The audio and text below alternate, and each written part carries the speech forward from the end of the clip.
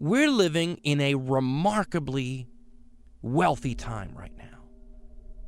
If this were the stock market and history timelines read like the stock market, we're at all-time highs at the moment, which might account for some of the things we see around us, the superficiality, the trappings that you see in more wealthy societies throughout history.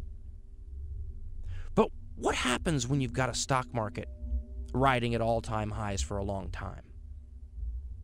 Well, one of two things happens. If you're a pessimist, or I would say a realist, you realize that eventually that market has to correct itself, recalibrate itself, maybe you'd say.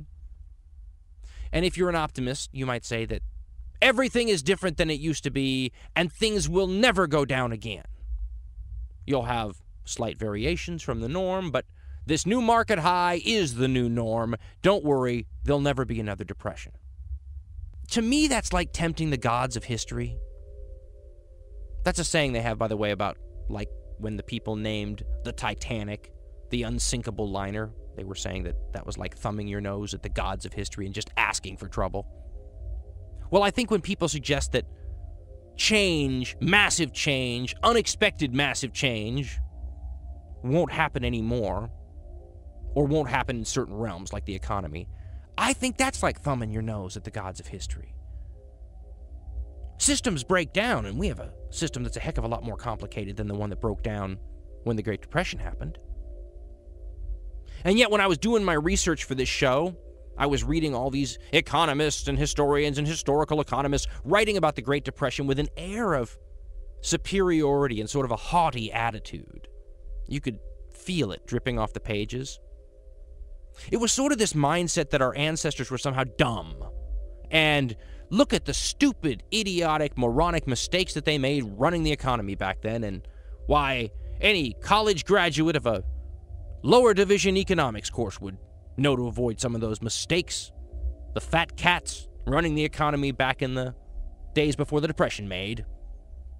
Then you'll hear them talk about some of the responses that were made early on during the crisis. Well, nowadays we'd shut down that problem early on. The disaster that you saw in the 1930s was simply a result of stupid mismanagement by people who were less than sophisticated, economically speaking. I'm putting words into everyone's mouth, but I remember reading the pieces and thinking that they were giving very little credit to the people of the day.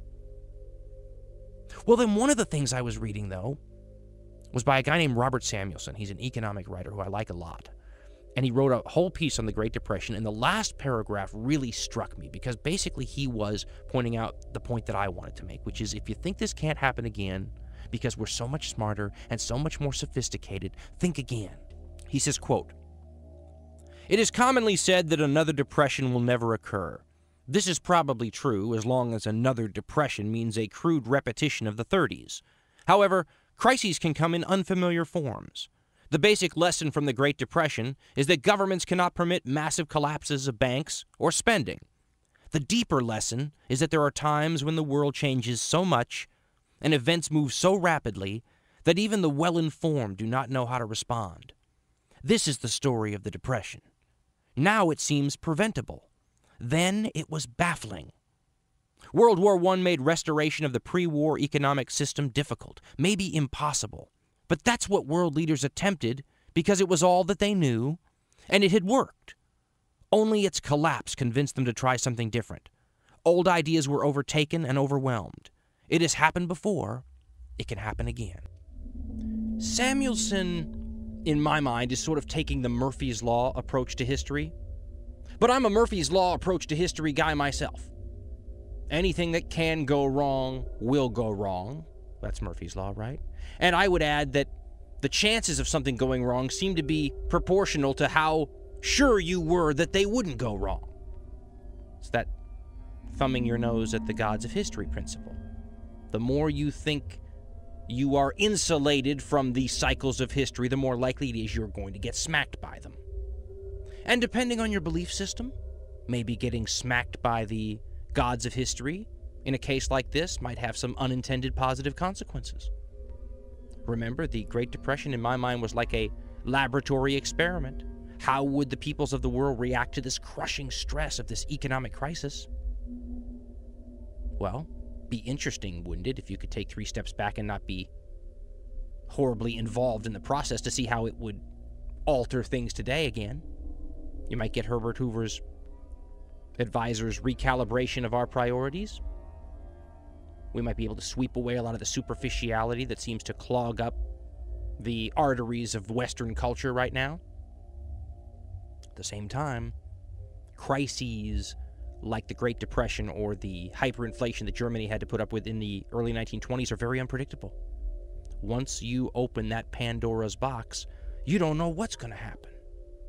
And you could end up with another version of the greatest generation and all of their values and priorities that we admire so much.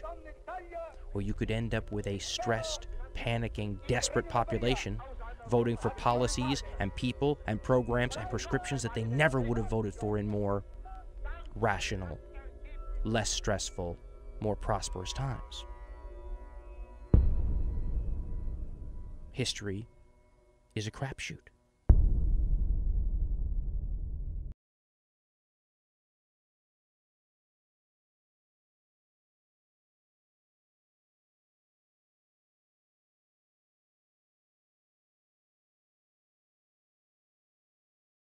Crises precipitate change.